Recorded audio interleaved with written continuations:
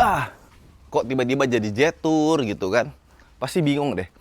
Jadi, gue itu waktu bulan puasa kemarin, scrolling Facebook Marketplace, OLX, dan kawan-kawan, naksir ini VX 200, cila. Harganya udah terjangkau tuh, udah 500 jutaan ke atas, hampir 1 miliar ya, udah nggak di 1 miliar. Tapi yang tahunnya mungkin yang 2012, 2013. Kalau yang VX 200 yang tahun-tahun masih 2019 itu masih di atas 1M lah. Terus masuk nih budget nih. Sekali-kali gitu pengen punya mobil yang gede, gagah, dan 4WD lagi kan. Jadi kalau misalkan nanti ada bencana atau apa, gue bisa ikut turun, bisa nerjunin mobil gitu. Kayak baik PJ40 yang udah-udah. Sampai sekarang belum balik-balik tuh. Ini bulan Juni sekarang ya. Nah, terus pas nonton-nonton reviewnya ya kan, lihat-lihat ya. Ada satu hal yang bikin balik badan. Yang pertama boros banget ya, tapi ya nggak mungkin lah mesin segede gitu ya. Irit tuh nggak mungkin. Dan yang kedua yang paling fatal sih, pajak tahunannya mahal banget. Semurah-murahnya VX 200 ya. Pajaknya tuh hampir 20 juta dan di atas 20 jutaan per tahun. Ya, akhirnya pas balik badan. Jadi mobil mewah itu ya harganya di atas 1M, mungkin harga bekasnya udah terjangkau sekarang. Tapi biaya-biaya lainnya kayak pajak, bensin, dan perawatan, namanya juga mobil bekas kan ada aja pasti yang failnya kan. Jadi bisa kebeli di depan, tapi kalau running cost-nya mahal ya ujung-ujungnya jadinya bikin boncos juga. Nah terus gue pinjem Jetour waktu itu dan gue adu sama Pajero Sport.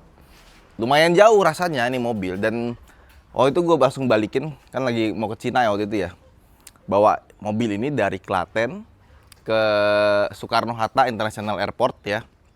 Di tengah jalan gue gantian, karena udah menjelang Jakarta kan udah mulai macet tuh. Males gue bawanya. Kok enak? Di MBZ enak, gue duduk di belakang ya kan. Bawa dari Klaten ke Jakarta juga enak gitu. Terus harganya juga waktu itu 588 kan. Cuma gue dikasih 568 ya, harga waktu pas GJAW kemarin. Ada 20 jutaan. Ya wes, akhirnya kebungkus dan sampai juga mobil ini di Klaten. Dan mobil ini sebenarnya udah ada sebulan di Klaten ya. Sering gue pakai buat warawiri kemana-mana gitu ya.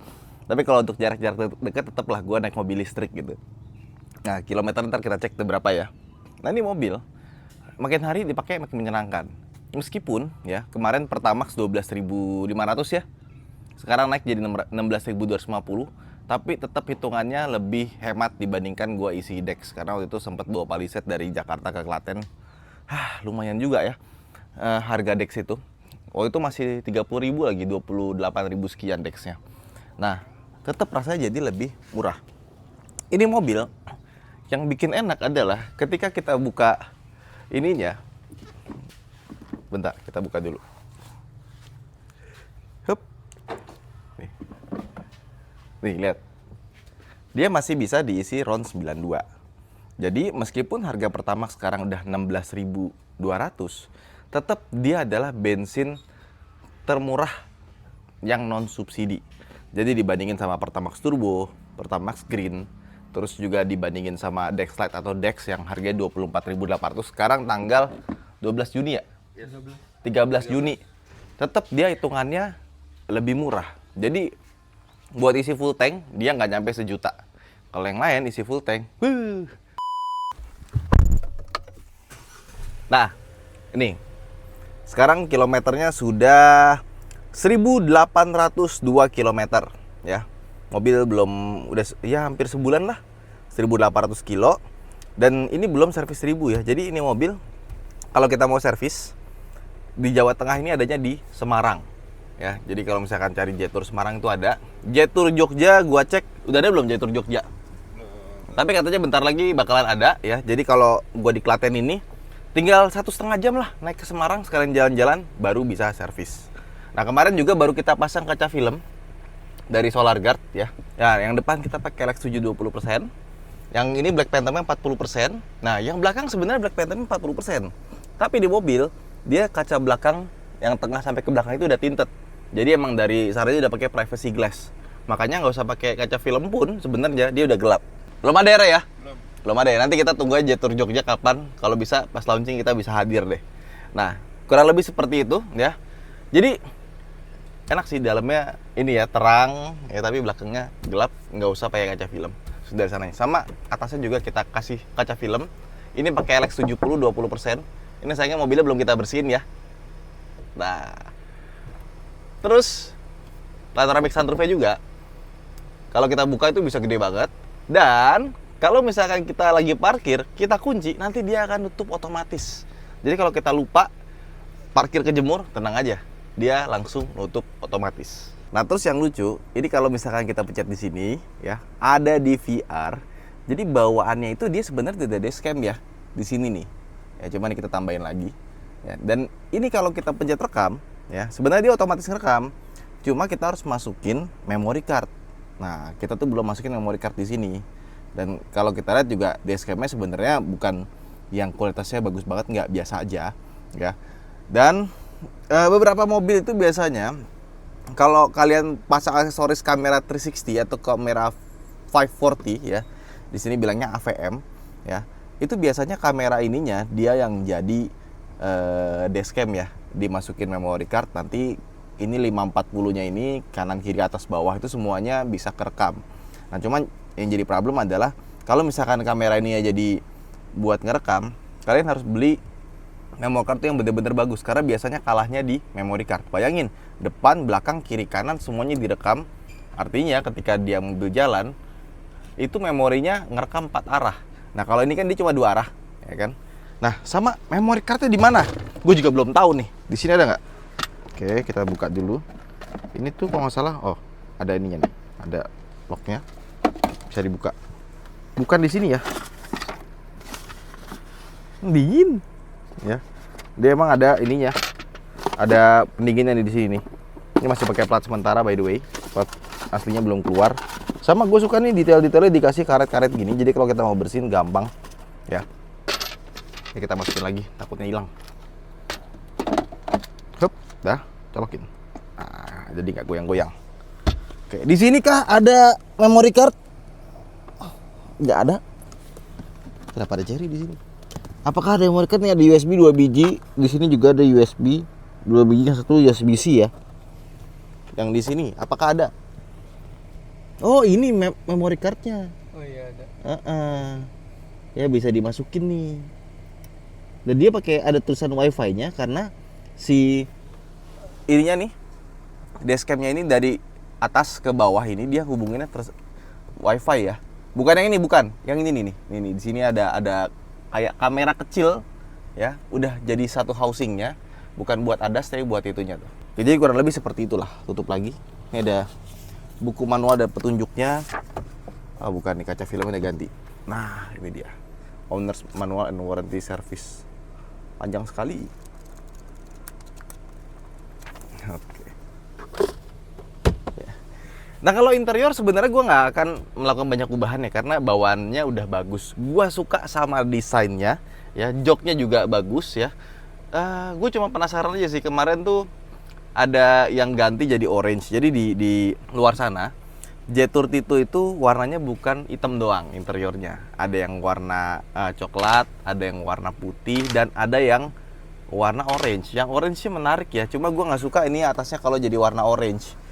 Kenapa? Karena ketika atasnya jadi warna orange, nanti pas malam, pas siang-siang, matahari lagi terik, dia suka mantul kadang-kadang tuh. Kayak kemarin nguling bingo gue putihin kan, ternyata kalau siang dia putihnya tuh mantul ke atas. Itu aja sih. Oke, lanjut. Nah, yang belakang nih, yang belakang. Nah, ke belakang. Jadi kalau anak-anak gue tuh senang pakai meja makan di belakang sini ya. Jadi mungkin nanti gue mau ke Om Ferry, minta tolong pasangin apa? Meja makan bawaannya Kijang Innova Zenix atau Reborn, itu bisa taruh di belakang sini. Dan ini kalau malam nyala, ambience light-nya sampai ke bagian belakang. Biasanya beberapa mobil itu ambience light cuma di bagian pintu depan doang, pintu belakang nggak ada ambience ya. Terus kakinya ini mungkin kalau dikasih lampu bagus ya, soalnya yang bawahnya sini nggak ada lampu. Dan yang lucunya adalah di konsol yang bagian tengah sini kan bawahnya bolong tuh, itu kalau malam dikasih lampu terang, bagus buat kita nyari-nyari barang tuh gampang. Nah, kursinya sendiri dia ini sebenarnya udah bisa rebah ya, udah enak ini. Jadi dia tuh ada 2 step. Ini yang paling rebah kalau nggak salah nih ya, udah bisa ditegakin lagi. Ini yang paling tegak, ya, bedanya segini. Nah, gue pengen gimana caranya biar bisa lebih rebah lagi ya. Yang pasti kalau dibikin lebih rebah lagi, ini tonneau covernya mesti dicopot, ya. Dan yang kedua, kayaknya agak sulit juga nih karena si ininya, dia tuh ada tempat buat bannya di bagian sini nih. Jadi mesti diubahnya agak banyak. Nah, mungkin bisa diubah juga kalau misalkan si bangku tengahnya ini dimajuin sedikit biar bisa lebih rebah lagi. Nanti urusannya Om Ferry lah. Tapi ini sebenarnya mobilnya udah nyaman gitu loh. Cuma kalau bisa dibikin lebih nyaman lagi, why not gitu kan. Namanya juga coba-coba. Dan sandaran kursinya juga ini kita tambahin ginian biar pas lagi tidur tuh ininya lebih kerasa ya. Sandaran kepalanya lebih terasa. Ini kebalik nih kayaknya. Bentar. Nah, ini yang bener.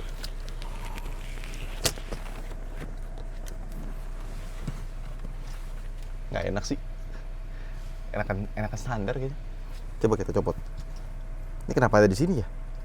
Kayaknya kemarin buat nyoba-nyoba. Gimana cara lepas ya? Ya enak-enak aja sih. Mungkin lebih enak lagi pakai ginian yang di bawah nih. Biar dia lebih rebah ya. Nah. Iya. Udah enak bisa buat tidur. Cuma memang mobil ini didesain belakangnya bukan buat tidur sih, buat commanding aja. Dan enaknya ini mobil, waktu gue di MBZ, gue duduk di belakang, itu bisa santai ternyata. Karena banteng suspensinya itu enak bukan di depan doang, tapi di belakang pun juga enak. AC juga ada di bagian sini, tapi dia harus ngikutin dari depan ya, nggak individual. Jadi fan speednya sama temperaturnya nggak bisa diatur. Ada colokan USB sama USB-C di bagian sini, dan buat naruh HP-nya ada di bagian bawah sini. Nah, ini kita buka bagasinya ya.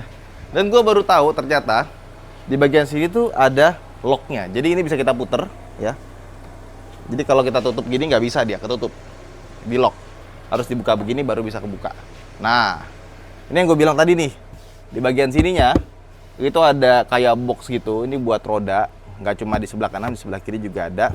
Ada power outlet 12 volt di bagian sini ya. Sama ini dapat tonneau cover.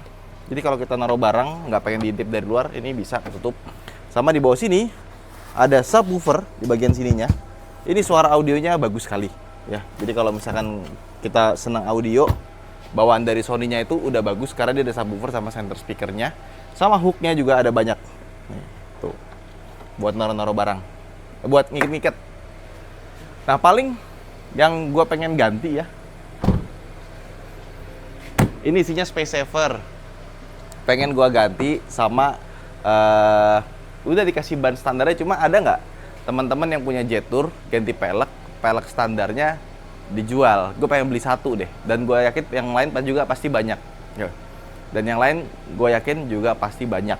Soalnya gue lihat ban bawaan standarnya itu bisa jadi ban serep di belakang, cuma tinggal dibeliin housing buat kamera. Karena kalau misalkan kameranya nggak bawaan dari sananya, kamera 360-nya, kamera 540-nya itu bisa nggak akurat. Nah, kalau kita ganti yang ban serep beneran, bukan ban serep beneran, ban beneran. Karena ini kalau dibuka, selain housingnya ini bukanya agak repot ya, gue kemarin udah coba-coba buka, ternyata tidak semudah itu bukanya ya. Tampilannya juga gue lebih suka ban beneran sih dibanding kotak begini. Nah, sekarang kita jalan ya. Nah, cuma yang paling menyenangkan dari mobil ini sebenarnya waktu berkendaranya sih, waktu nyetirnya gitu. Jadi ya, gue suka sama desainnya, sama luarnya, sama interiornya, featuresnya juga banyak. Harganya menarik banget gitu kan. Tapi buat apa kalau disetirnya nggak enak? Itu yang paling penting gitu. Jadi ya gue udah pernah bawa Land Cruiser beberapa kali gitu kan. VX 200 apalagi gitu kan. Mobilnya enak, nggak ada masalah. Ya, empuknya itu loh kayak ya begitulah empuknya Land Cruiser lah. Kalau ini empuknya nggak seperti Land Cruiser, dia masih ada kakunya. Jadi kayak dia punya travel tuh pendek. Jadi pas kena itu kayak deg-deg goyang-goyang itu masih ada gitu. Tapi ya ketika kita lewatin jalan yang sambungan di MBZ, dia tuh ayunannya berasa ngayun, tapi pas udah kena deg-deg gitu loh. Nggak guing gini-gini gitu loh. Kalau VX 200 masih ada duing masih ada mental-mentalnya. Setelah dia kena bump, dia nggak langsung mati, dia masih ada beng, itu masih ada. Ini enggak. Dan surprisingly, kalian udah pernah naik LC 300 yang keras itu, ini lebih enak. Nggak tahu, gue nggak ngerti kenapa itu LC300 keras sekali ya. Ini lebih enak dibandingkan dengan LC300. Bandingkan suspensinya. Ya, jadi pas kita bawa jalan, ya, respons setirnya, bandingkan suspensinya, itu rasanya ini mobil mahal. Terasa di situ gitu. Mungkin beda karakter Palisade lah. Palisade lebih yang empuk lembut, kalau karena itu lebih mantep gitu ya. Kalau ini masih ada deg-deg-degnya, masih ada. Cuma stabilnya itu enak gitu pas dibawa di jarak jauh luar kota, kenceng. Dan kayak misalkan kita lewatin, gue di dekat rumah gue kan ada ini ya, apa namanya, jalur kereta gitu kan. Jalur kereta ada, hajar aja, gak berasa. enak. Ya, jadi suspensinya ini satu hal yang gue suka. Bukan yang paling empuk ya, kakunya masih ada, tapi bukan yang keras. Kalau kena bam itu bikin sakit. Ini jalan yang sebelah kiri ini kita hajar aja nih. Si bapak juga ke kiri. Kita hajar aja gitu. Kecepatannya agak tinggi gitu. Santai nih mobil.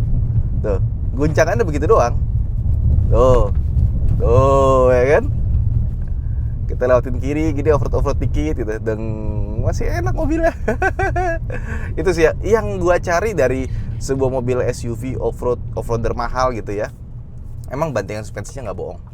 Ya, tapi ini harganya gak nyampe 600 juta. Udah dapat mobil yang kayak gitu. Pantesan aja di Timur Tengah itu laris bener. Ini mobil Titu terus di mana-mana. Ya emang mirip kayak Defender KW gitu ya.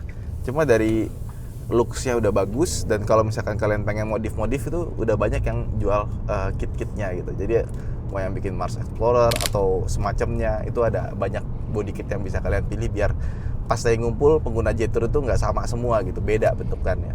Nah terus konsumsi bahan bakarnya, apakah irit? Oh jelas tidak, ini boros ya. Jadi gua pakai buat dalam kota itu 18 ya, 17 mungkin di Jakarta bisa, cuma kan dari kemarin gue pakai cuma Jogja, Solo, itu paling jelek 18-an lah, 182, 189 gitu ya. Untuk sampai 17, 16 gitu belum sampai ke sana. Kita coba cek di ini ya. Ini kita average fuelnya trip B 1700 kilo ya. Jadi semenjak gue terima ini mobil itu average fuelnya 9,9 saja ya. After start nih, dari rumah kita starter. Tadi kita udah nunggu di sini, dapat 11 km per liter. Ya, jadi ternyata boros, tapi nggak seboros itu. Anggap aja kalian beli Innova bensin atau Mitsubishi Destinator, ya, kurang lebih seperti itu. Dan waktu kemarin gue pakai Klaten sampai ke bandara, ya, Soekarno Hatta, itu dapatnya sekitar 114. Ya masih oke banget gitu. Dengan catatan bawahnya santai, pakai adaptive cruise control, ya mungkin sekitar di 100-120 lah. Karena tolnya lagi rame, jadi buat dapetin 120 agak susah ya, ngikutinnya mobil depan gitu. ADAS-nya juga bagus ya.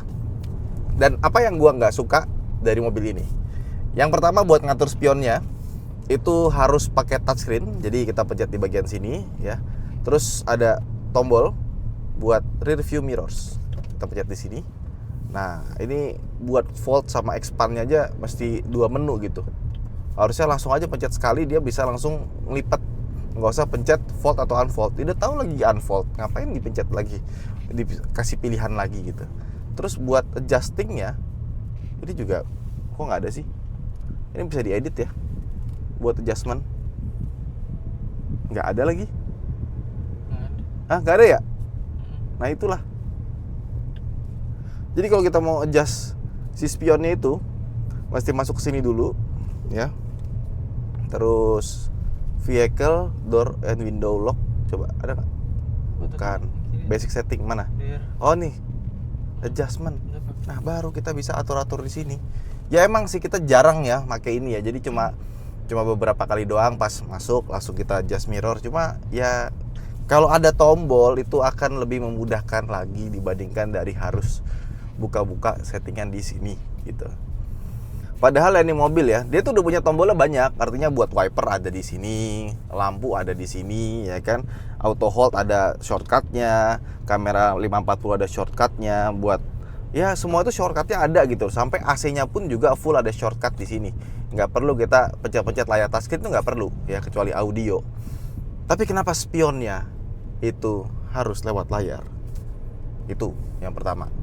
Terus yang kedua, transmisinya dia kan di city ya. Dia tuh pas lagi stop and go dia kayak ada getaran sedikit kayak deret gitunya. Cuma jerkinya hilang.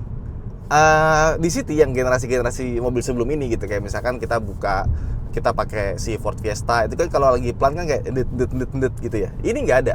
Cuma startnya getarnya tuh masih ada. Itu aja. Dan dia pakai di city-nya yang wet.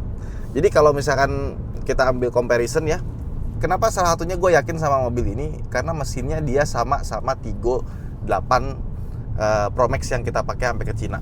Jadi Chery itu tuh perusahaan besar ya, dan dibagi lagi di bawahnya. Ada Chery Internasional sama ada yang membawahi yang lain. Kalau nggak salah tuh ada Chery Group, Chery Internasional. Chery Internasional tuh di bawahnya ada apa namanya, Jeku, Chery, Lepas, terus juga ada iCar ya. Nah, sama Luxit Exit. Nah, kalau Jetour itu dia itu divisi yang berbeda gitu. Jadi Jetour itu meskipun sama-sama Chery Group yang di Cinanya sana, tapi sebenarnya secara perusahaannya itu beda banget gitu. Nah, kalau Jetour tuh dia sama 3, kalau nggak salah Jetour, KAI, sama satunya lagi bukan. Kok Sailun sih, itu mah merek ban. Southeast bukan Southeast itu grupnya beda sendiri. Nah, jadi Chery itu dia punya divisi mesin transmisi ya, anak perusahaan mereka namanya Acteco ya. Dia itu fokus bikin mesin transmisi, dan dia nggak cuma bikinin engine buat Chery Group aja, tapi dia juga bikinin buat merek-merek lain juga. Kita punya mesin ini, siapa mau pakai ya. Dia bikinin dari 800 cc sampai 4000 5000 juga ada, karena dia juga bikin mesin kapal ya, bikin mesin pesawat yang ultralight aircraft gitu ya. Dia juga bikin mesin. Jadi emang spesialisasinya di engine gitu. Nah, otomatis kenapa mobil Chery itu juga cepet dia developmentnya, karena mereka nggak perlu pusing ngedevelop engine, ngedevelop motor listrik, baterai, dan kawan-kawan. Itu udah dilakukan semua sama si Acteco. Jadi mesinnya ini dia pakai mesin 2000 cc turbonya yang dibuat sama Acteco, dan itu dibagi ke semua mesin-mesin mobil Chery lainnya gitu. Jadi kayak misalkan Luxit yang 2000 cc pakai Acteco juga, termasuk si Jetour dan kawan-kawannya Acteco semua. Kalau transmisinya kalau nggak salah dia pakai ZF atau apa gitu ya. Tapi dia pakai yang wet clutch. Jadi koplingnya basah. Nah, di city itu problemnya biasanya yang dry clutch, yang koplingnya kering. Itu biasanya yang kena apa, TCM-nya. Nah, kalau ini ya insya Allah aman sih, karena Tiggo 8 Pro Max gua itu udah 50.000 km, itu di city-nya sampai sekarang rasanya masih sama kayak baru. Belum ada rasa-rasa pengurangan, ya belum ada rasa yang berbeda gitu ya, masih sama. Dan mesinnya pun, tapi so far karakter engine-nya agak beda sama mobil ini. Jadi Jetour Tito ini itu di putaran bawahnya itu lari banget gitu. Jadi kita gas dikit dia langsung wuss, kayak mobil listrik ya. Jadi pas kita pakai mobil ini, itu ngegas tuh nggak perlu dalam-dalam, dia udah meluncur duluan. Kayak pedal gasnya tuh karakternya tuh kayak apa, kayak pakai Yaris Bakpao tuh nggak, digas dikit langsung wuss gitu. Nah itu kurang lebih sama. Padahal kita pakainya normal ya. Kalau di Eco gue nggak terlalu suka karena transmisinya jadi agak bodoh ya. Pas kita pakai normal jadi bener dan masih irit ya. Nih coba nih, kita udah bawa tadi, kita ambil kiri nih. Bentar, berapa tadi? 10,6, masih 10,6 gitu. Jadi udah kita gas-gas kayak tadi gitu, ces. Dan tenaganya juga besar ya. Dia 250 horsepower dan torsinya itu 380, 370 atau 380, mirip-mirip lah, kenceng. Dan kencengnya juga nggak cuma di bawah doang, pas di atas pun juga larinya enak sih. Jadi emang kalau kalian jualan Jetour, yang pertama kalian harus pastiin ke konsumen kalian, dia harus coba, harus test drive. Dan test drive-nya jangan cuma muter-muter showroom, masukin ke tol aja, biar dia ngerasain tuh mobilnya enak, bandingannya enak ya. Dan yang kedua nih, suruh kliennya buat ngerem, karena nih mobil suspensinya kalau direm tuh ajaib. Biasanya kalau mobil direm, dia ke depannya turun gini ya, suruh ngerem agak kencang gitu ya, dia tuh depannya stabil gitu, nggak nguk gitu. Jadi ini mobil tuh bukan cuma buat akselerasi doang, bukan cuma perdaman kabinnya bagus, suspensinya enak, tapi pas ngerem tuh agak ajaib gitu, nggak nguk gitu loh. Nah coba pas di stop and go tuh ada deretnya dikit. Sebenarnya kalau kalian punya budget lebih, sebentar lagi tuh mau keluar versi yang DM-nya dual mode. Artinya dia PHEV ya, bisa dicas, dan katanya kalau dicas tuh 140 kilo EV only. Dan kalau misalkan kita pakai bensinnya aja, dia langsung otomatis jadi mobil hybrid. Jelas pastinya lebih irit dibandingkan dengan yang ini. Cuman ya, ada cumannya, harganya pasti lebih mahal. Jadi kalau buat gua ya salah satu yang bikin tertarik sama mobil ini nggak cuma dari kenyamanan dan kawan-kawannya ya, tapi dari harganya sih. Gue nggak ngerti gimana hitung-hitungannya Jetour bisa menjual mobil seperti ini dengan harga under 600 juta tuh kayak wow. Ya enak ya mobilnya. Enak banget ya. Ini rasanya kayak mobil 1M lah kalau misalkan kalian cobain gitu ya. Nih kita ngerem nih, set. Bodinya anteng nggak gini. Gila loh, nggak nyampe 600 juta mobilnya begini. Ini sebenarnya cocok buat kalian punya mobil kedua ya. Buat mobil misalkan kalian yang mobil pertama itu adalah mobil listrik yang dipakai tiap hari jadi kaki gitu kan, itu biar berasa penghematannya tuh listriknya.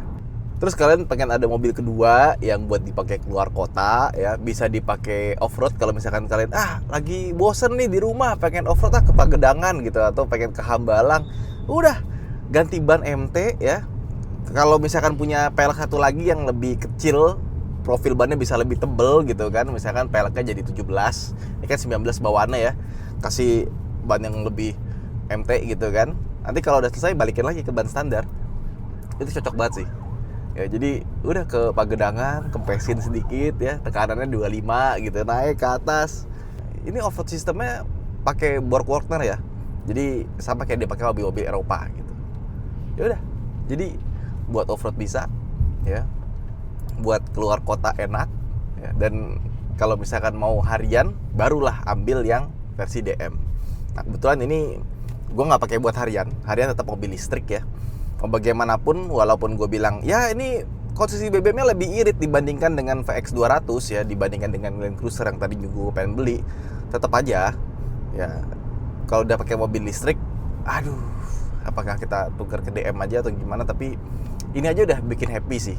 Jadi ini mobil buat kayak misalkan gue mau jalan-jalan ke Salatiga, Semarang gitu kan, udah ini aja udah cocok, udah cukup banget gitu, ganteng lagi.